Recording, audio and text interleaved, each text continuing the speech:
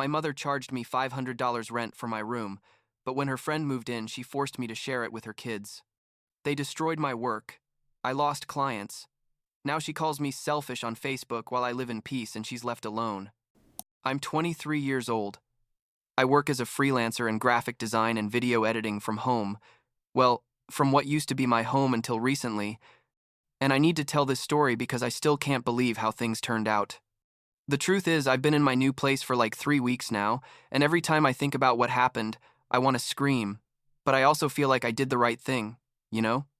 It's complicated because family is supposed to come first and all that, but there came a point where I had to choose between my sanity and staying quiet while they disrespected me in my own house. Let me back up a bit so you understand the whole situation. I live, or lived, with my mom and my 5-year-old twin siblings. My dad left when I was like 10 years old. It's not relevant to this story, but I guess it explains why my mom is so attached to her friendships, especially to Rachel. Rachel is her best friend from years back, like since I was in elementary school, I think, and she's always been there for my mom in difficult times. I knew her well. She came over often. We celebrated birthdays together. That kind of thing. Her kids are like 8 and 10 years old. They're good kids. I have nothing against them. This isn't their fault at all. The thing is, I started with this freelancing thing like 2 years ago, around when I turned 21, and at first I worked from my laptop at the dining table or wherever I could. But as I got more clients and bigger projects, I needed a proper space. I had my room, obviously, which wasn't huge, but it was enough. I invested basically all my savings in setting up a mini studio there. I mean, I bought a decent PC, 2 monitors, a graphics tablet, lights for when I record videos, microphone, camera. Honestly, I spent like $2,000 on the whole setup, and it took me months to save that money. I also paid for high-speed internet because I needed to upload heavy files to my clients. And here comes the important part, like a year and a half ago. My mom proposed that I start paying rent.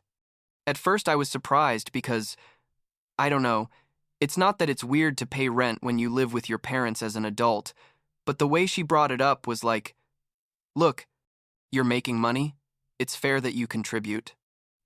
And she was right, I guess. We agreed that I would pay $400 a month plus a proportional share of utilities, which in the end came out to like $500 or $550 monthly, depending on the month. It wasn't cheap. Honestly, I could have rented a room somewhere else for that price, but it was convenient because I already had my whole studio set up there and because, well, it was my home. I felt comfortable. I knew the place. I didn't have to deal with unknown roommates or anything like that. So I'd been paying religiously every month for over a year. I never missed a day, and things were going well. My mom was happy with the arrangement. I had my space. My siblings were in their teenage thing, locked in their rooms all day, a normal family dynamic, let's say. I worked from my room. Sometimes I went out to meet with clients or take photos for projects, but in general my life was pretty routine. Wake up, work in my room, maybe go down to eat something, keep working, and so on. On weekends, sometimes I went out with friends. Nothing crazy. Everything changed like 2 months ago. Rachel was getting divorced from her husband. Apparently things were ugly. There were lawyers involved, arguments over custody of the kids, a total mess.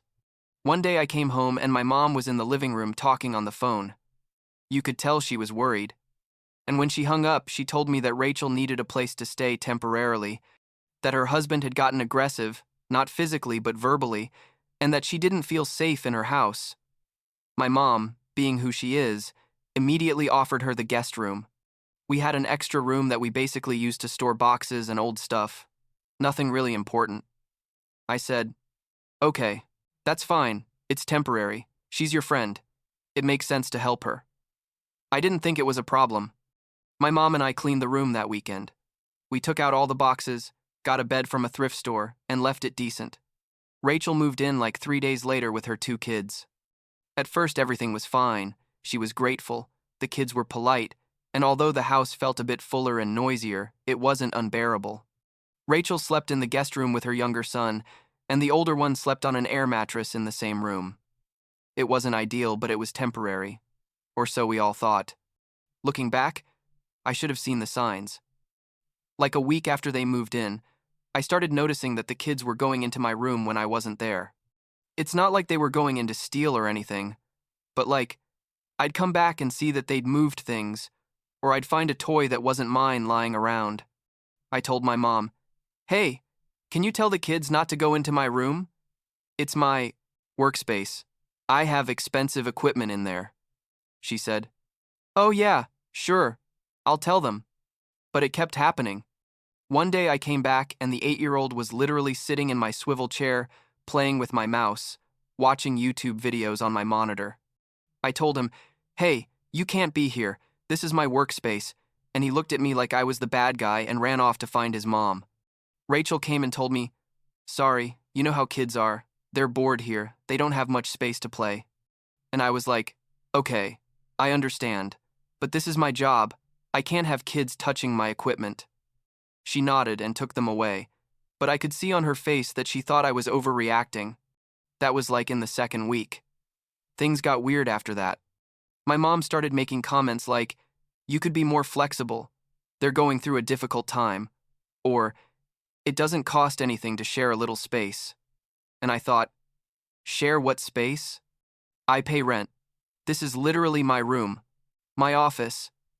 But I didn't want to make drama, so I just nodded and tried to lock my door when I went out. Then came the day that changed everything. It was a Tuesday. I remember it perfectly because I had an important delivery that day for a client who was paying me pretty well.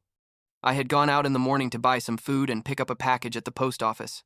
I was gone like 2 hours max. When I got back home, I went upstairs and saw that my bedroom door was open. I walked in and literally froze in the doorway. Rachel's kids were there, both of them, and they had turned my room into their play area. They had toys all over the place. There were blankets on the floor like they were making a fort. And the worst part, what really made me explode, was that they had moved all my equipment. My desk with the computers and monitors they had pushed against the wall. They unplugged cables, moved my chair, and put one of those little plastic tables for kids in the middle of the room. My microphone was on the floor. My camera was on my bed, with the sheets all messed up. I stood there with the bag of food in my hand, unable to process what I was seeing. The kids looked at me, and the older one said, "Mom said we could play here." And I was like, "What?" I went downstairs like on autopilot and found my mom in the kitchen with Rachel, drinking coffee and laughing about something. I interrupted them and said, "What happened upstairs? Why are the kids in my room? Why did they move all my stuff?" My mom looked at me like I was bothering them over something insignificant and said, "Oh, they needed space to play. The guest room is too small for the three of them, and your room is bigger." And I was like, "Excuse me, what? This is my room. I pay rent. I work here. I have a delivery today, and now all my equipment is unplugged and moved." Rachel jumped into the conversation and said, "It's just for a bit. The kids are bored. They don't have anywhere to play." And I said, "Well, there's a living room. There's a yard, literally the rest of the house." Rachel looked offended, and my mom told me, "Lower your voice. Don't talk to Rachel like that. She's going through a very difficult time." That's when I realized this wasn't going to end well. I went back up to my room, got the kids out as nicely as I could because, again, it's not their fault, and I spent the next 2 hours reconnecting all my equipment, checking that nothing was damaged, and trying to calm down enough to work. I missed that day's delivery. I had to write to the client explaining that I'd had a family emergency and asking for an extension. Fortunately, he was understanding, but I felt terrible. That night, I talked to my mom in private. I explained, "Look, I understand that Rachel and the kids are in a complicated situation. I really understand it and I want to help. But my room can't be the solution. I work there. I pay rent. I need that space." She told me I was being selfish, that they were only going to be there temporarily, that I could be more flexible. I reminded her that I pay $500 a month for that room, that I have equipment worth thousands of dollars in there, that it's literally my office. And she said something I'll never forget. She looked at me and said, "This is my house. I decide who uses what spaces. Just because you pay rent doesn't mean you can dictate the rules here." I was speechless. I went up to my room, locked the door, and didn't come down for the rest of the night. I couldn't believe what I'd just heard. What do you mean it's her house? Yes, technically it's hers, but I'm paying to use that space. We have an agreement. That means something, doesn't it? The next few days were a nightmare. Every time I left my room, even if it was for 10 minutes, the kids went in. One day I went out to shower, and when I came back, they were watching cartoons on my computer. Another day, I went to the supermarket, and when I got back, they had eaten cookies in my bed and left crumbs everywhere. And every time I complained. My mom told me I was overreacting, that it wasn't that bad, that the kids just wanted to play. Yes, literally. I was locked out of my own room because the kids were inside, and my mom had given them permission. One morning, I had a video call with a client at 9 a.m., and at 8:45, the kids were in my room, playing with the door locked. I knocked and knocked. Nobody opened. I went down to find Rachel. She came up and told them to come out. But by the time I managed to get in, it was already 9:10, and I had missed the call. I had to apologize to the client and reschedule. It was super embarrassing and unprofessional. At that point, my work really started to suffer. I couldn't meet deadlines because I didn't have consistent access to my workspace. I lost 2 clients that month because I simply couldn't deliver the projects on time. That meant less money, and ironically, you know what? My mom still expected the $500 rent every month, punctual as always. I tried to talk to Rachel directly. One afternoon, I found her alone in the kitchen and told her, "Look, I know this is uncomfortable, but I need you to understand that I can't work if the kids are constantly in my room. Is there any way we can organize this better?" She looked at me and said, "I understand your frustration, but my kids also need space. They're used to having their own house with their own room. This is difficult for them too." Basically, she was telling me that their needs were more important than mine, in my own room, that I pay for. I talked to my siblings to see if they could share their room with Rachel's kids, but both told me no way, that they already had enough with the house being fuller and noisier. I don't blame them. They're 15 years old. They're at that age where they really value their privacy. It went on like that for like a month.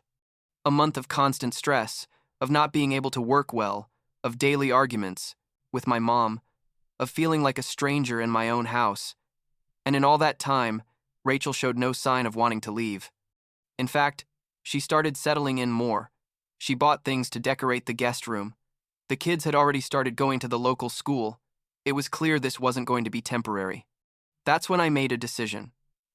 One night, after another day of not being able to work because the kids had been in my room all afternoon, I went down and told my mom, "We need to talk. This is serious." She sighed like I was a kid throwing a tantrum, but we sat down at the dining table. I told her, "This can't go on like this. Either Rachel's kids completely stop using my room, right now, today, or I'm moving out." I thought she was going to react, that she was going to understand the gravity of what I was saying. But she just said, "Do what you want. But this is my house, and I'm going to help my friend however I decide." I couldn't believe it. I looked at her and said, "Seriously? That's how you're going to respond? I pay rent here, I contribute financially, and this is how you treat me?" And she said something that still hurts. She said, "If you're so grown up and you want your space so badly, then leave. Nobody's forcing you to stay." Rachel was there, listening to everything, without saying anything, but I saw on her face an expression like victory, like she had won something. That same night, I started looking for rooms to rent. I didn't sleep at all. I was up until 4 inches the morning, looking at options on Craigslist, Facebook Marketplace, local groups. The next day, I visited like 5 places. Most were horrible, or very expensive, or in areas too far from where I needed to be to meet with clients. But I found one that was okay. It was a room in a shared house with 2 roommates who also worked from home. It was furnished, had internet included, and cost $450 a month. It wasn't perfect. It was smaller than my current room, but it was mine. Nobody was going to come in without permission. Nobody was going to move my stuff. I signed the contract that same afternoon. The guy told me I could move in 3 days. I called my friends, like 4 or 5 that I knew would help me, and told them the whole situation. They were all shocked. They couldn't believe that my own mom had treated me like that. One of my friends, Daniel, said, "Dude, We should record this, document everything, because if your mom is acting this crazy now, who knows what she's going to say later. I thought it was a good idea. So we decided that while I packed and moved, Daniel was going to record with his phone, like a documentary video of what was happening. The 3 days before moving were tense. My mom practically didn't talk to me. Rachel avoided me, and the kids kept going into my room like nothing. I didn't even bother saying anything anymore. I just packed my things little by little. I disassembled my studio very carefully. I put away every cable, every piece of equipment. I wrapped everything in bubble wrap and blankets so it wouldn't get damaged in the move. Moving day came. My friends came with their cars. We were like 6 people total. My mom was in the living room watching TV when we started bringing boxes down, and she said nothing, literally nothing. Not hello, or goodbye, or good luck, nothing. Rachel came out at one point and saw all the movement. She said something to my mom, and the two of them just stood there watching like they were watching a movie. My siblings helped me a little. They brought down some boxes, and both told me they couldn't believe what was happening. But they also couldn't do anything. They're minors. They live with my mom. They depend on her. Daniel recorded everything, like we had planned. He recorded the boxes going out. He recorded my empty room at the end. He recorded my mom sitting in the living room saying nothing while I left. It was super awkward, but at the same time, I felt like it was important to have that evidence of how things were. When we finished loading everything, I went back into the house one last time to make sure I wasn't leaving anything. My room was completely empty. Only the marks on the wall where my posters had been and the indentations in the carpet where my desk had been for 2 years remained. I stood there for a moment, processing that I was really leaving, that this is how things had ended. I went down, passed through the living room, and told my mom, "I'm leaving now. Here are the house keys. See you." She didn't even turn to look at me. She just said, "Okay." I left, closed the door, and that was it. 2 years living there as an adult paying rent, and that's how the story ended. The move to the new place was chaotic, but my friends made it fun. It took us like 3 hours to arrange everything. The new room was smaller. I had to be creative with how I organized my studio. But I managed it. That night, when everyone left and I was alone in my new room, I felt a weird mix of emotions. On one hand, I was sad, because I never imagined things with my mom would end like this. But on the other hand, I felt relief. Like they had taken a huge weight off my shoulders. I thought that was the end of it, but no. Like a week after moving, my mom sent me a text message demanding that I pay her the rent for the rest of the month. According to her, I had to pay until the last day of the month even though I wasn't living there anymore. I responded, "You're joking, right? I left because you decided my space didn't matter. I'm not going to pay for a room I'm not using anymore." She insisted. Said we had an agreement and I was breaking my part of the deal. I explained to her that she had broken the agreement first by allowing them to use my room without my permission, that she had basically kicked me out of my own space. I never paid her that rent, and to this day, I haven't paid her another penny. But the cherry on top came like 2 weeks after that. One of my friends sent me a screenshot from Facebook. My mom had posted a long post. And when I say long, I mean like a complete essay, telling her version of the story.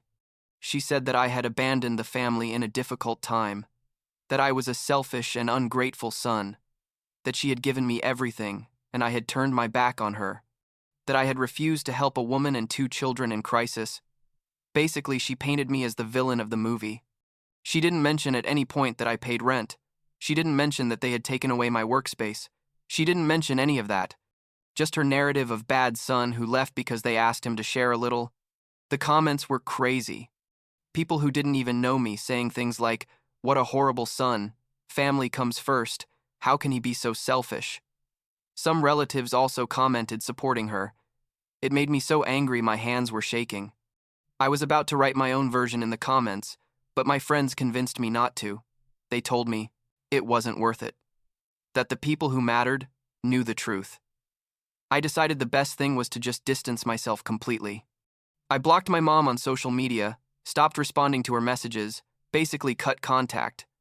My siblings write to me from time to time to tell me how they're doing, and from what I know, Rachel is still living there with her kids. They've been there like 4 months now. Apparently, she finalized her divorce and got a job, but she still hasn't moved out because my mom keeps telling her she can stay as long as she needs. It's been almost 2 months since I moved. My new room isn't perfect, but it's mine. I reestablished my studio, reconnected with my clients. My work became stable again. The roommates are chill. They respect each other's space. They never come into my room without knocking first. It's everything I needed, really. Do I feel guilty? Sometimes, honestly. She's my mom, after all. And there are moments when I think, should I have been more patient? Should I have tried harder? But then I remember how I felt those last weeks. The constant stress, the lack of respect, the way she talked to me, and I know I did the right thing. I can't let anyone, not even my mom, treat me like that. My siblings came to visit me last weekend. We ordered pizza, they saw my new room, we played video games. My sister told me, Mom still talks about you. She says you're ungrateful, but we know that's not true. We saw everything that happened. That made me feel better, knowing that at least they understand. I don't know if I'll ever be able to fix things with my mom. Part of me wants her to apologize, to acknowledge that she treated me badly. But knowing her, I doubt that will happen. She's convinced she did the right thing, that helping her friend was more important than respecting her son who paid rent, and maybe for her it was. I don't know. What I do know is that now I have clear boundaries. If we ever talk again, it's going to have to be on my terms, with mutual respect, because what happened can't happen again. I established those boundaries for my mental health and for my work, and I don't regret it. Last week, I got a new client who's going to pay me really well. A 6-month project. I was working at my desk, in my room, without interruptions, without anyone moving my stuff, and I realized that this is how it's supposed to be. Peaceful, productive, without drama. And that, at the end of the day, is worth more than anything else.